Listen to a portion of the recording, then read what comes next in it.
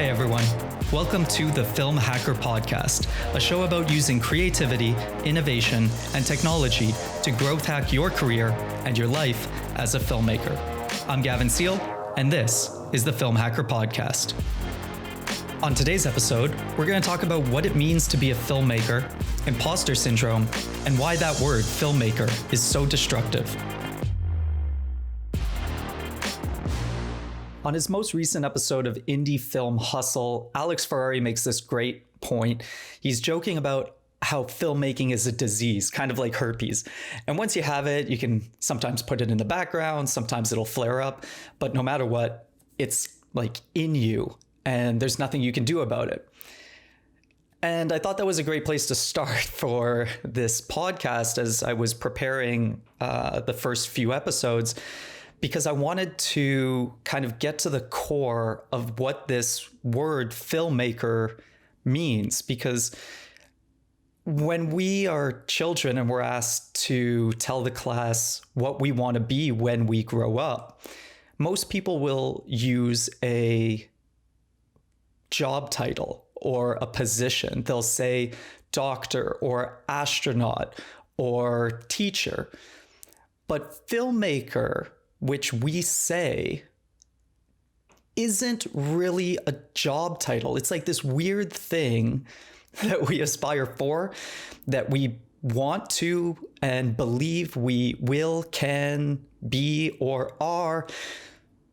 But what is a filmmaker? Some people would say it's a director. Some people would say it's a producer. But most people who make films are not directors or producers. Like, most movies have thousands of people working on them who are editors, production managers, VFX artists, and they are also filmmakers. So the first thing I kind of wanted to challenge in getting into this Filmhacker podcast was that idea, because I think it's important, because so many creatives have this imposter syndrome because we want to be something like a filmmaker, a director, a producer, a writer. But it's so arbitrary that we actually set ourselves up for failure, because there's no way really to become a filmmaker except believing that you're a filmmaker, because it's a made up word. It's not actually defined by a quantifiable task, role, position, or responsibilities. That's all to say that I'm reminded of a video that Casey Neistat, the popular YouTuber who, if you haven't heard of, you should definitely check out.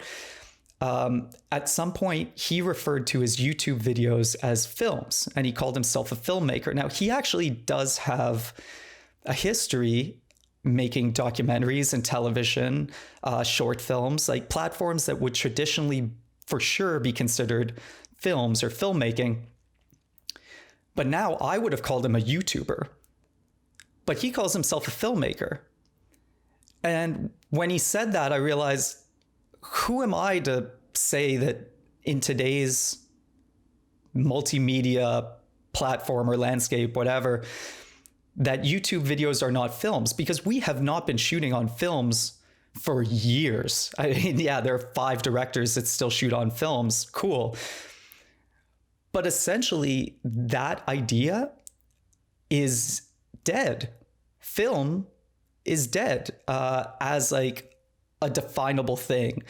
And now we all make fiction, doc, vlog, corporate, commercial, music video. I mean, Ridley Scott was making feature films while directing commercials, sure, but now this is the reality, that everyone is a director, producer, writer, editor. They're working on big stuff. They're working on little stuff. They're promoting themselves online. And so that Casey video where he reframes what a film is and what a filmmaker is really at the heart of what I want to achieve with this podcast, because a lot of the industry is still based on this archaic, antiquated idea of filmmaking. And essentially, if you subscribe to this, if this is the way you continue to think, you're setting yourself up for failure because you're trying to achieve a goal that was already so abstract and arbitrary, but now definitely doesn't mean anything.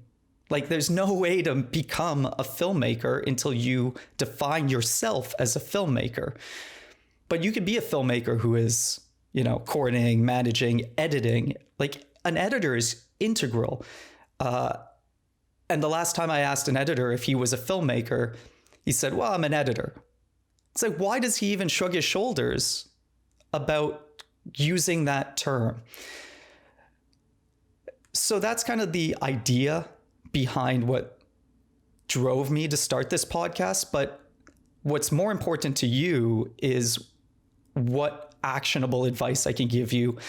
What I become known for with my clients is how I maximize the budget by using digital tools, innovative technologies, and creative solutions in all the ways that most modern companies are now using technology.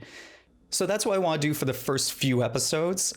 First, to kind of frame what I hope to achieve with this podcast and what value I plan to provide to you.